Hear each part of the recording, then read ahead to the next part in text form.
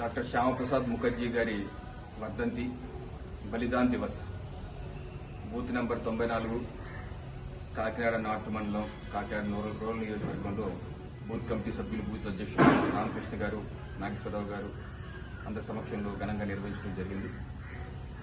Doctor Shyama Prasad Mukherjee గారు గొప్ప దేశభక్తులు. తొలితరం ఏదైతే భారతదేశ సమైక్యత కోసం సమగ్రత కోసం బలిదానం చేసినటువంటి ఆత్మార్పణ చేసినటువంటి తొలితరం దేశభక్తులే. వారు గొప్ప రాజనీతిజ్ఞులు. భారతీయ జనతా పార్టీ పూర్వ స్వరూపమైనటువంటి భారతీయ జనసంఘ్ వ్యవస్థాపకులు. అలాగే సమకాలీన రాజకీయాల మీద అమోఘమైనటువంటి ఆలోచన దృక్పథం కలిగినటువంటి వ్యక్తి. స్వతంత్రం వచ్చిన తొలినాళ్లలో భారతదేశం అనేక సంస్థానాలకు 500 పైగా సంస్థానాలుగా ఉండేది. అన్ని సంస్థానాలకి సర్దార్ వల్లభాయ్ పటేల్ గారు కలిపి సమగ్ర భారతదేశం ఏర్పాటు చేశారు.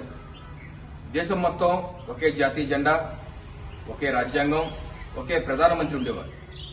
అయితే జవహర్లాల్ నెహ్రూ గారు జమ్మూ కాశ్మీర్కి భిన్నంగా, మిగతా సంస్థల కన్నా భిన్నంగా జమ్మూ కాశ్మీర్కి మాత్రమే ప్రత్యేక ప్రధానమంత్రి, ప్రత్యేక జాతీయ జెండా, ప్రత్యేక రాజ్యాంగం ఇస్తూ చట్టం చేశారు.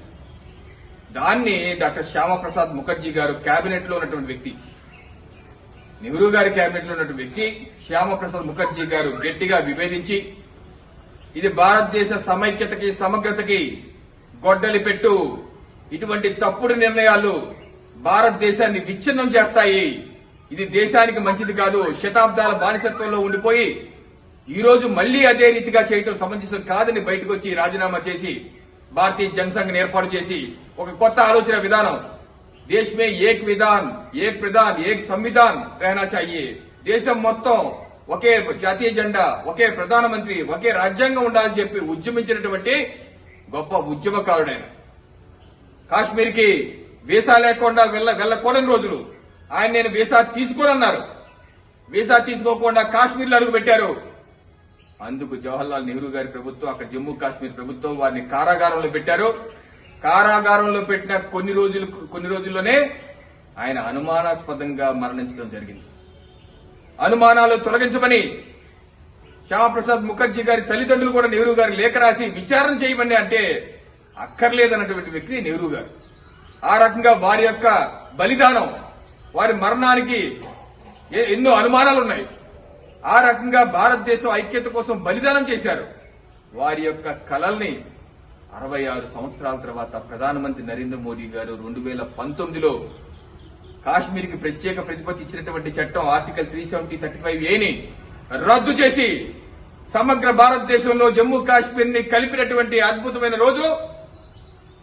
ఆ రోజు ఏ ఆశయాలతో అయితే భారతీయ జనసంఘ్ ఏర్పడిందో, ఏ ఆశయాలైతే డాక్టర్ శ్యామప్రసాద్ ముఖర్జీ గారు బలిదానం చేశారో ఆ ఆశయాల్ని ప్రధానమంత్రి నరేంద్ర మోడీ గారు సాకారం చేశారు.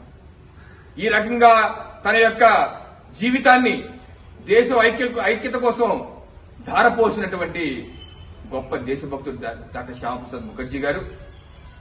వారి యొక్క ఆశయాల్ని స్మరించుకుంటూ ఈ బలిదాన్ దివస్ సందర్భంగా వారి యొక్క ఆశయ సాధన కోసం ప్రతి ఒక్కరూ భారతదేశ సమైక్యత కోసం సమగ్రత కోసం కృషి చేయాలని కోరుకుంటూ అందరికీ నమస్కారాలు. జై హింద్.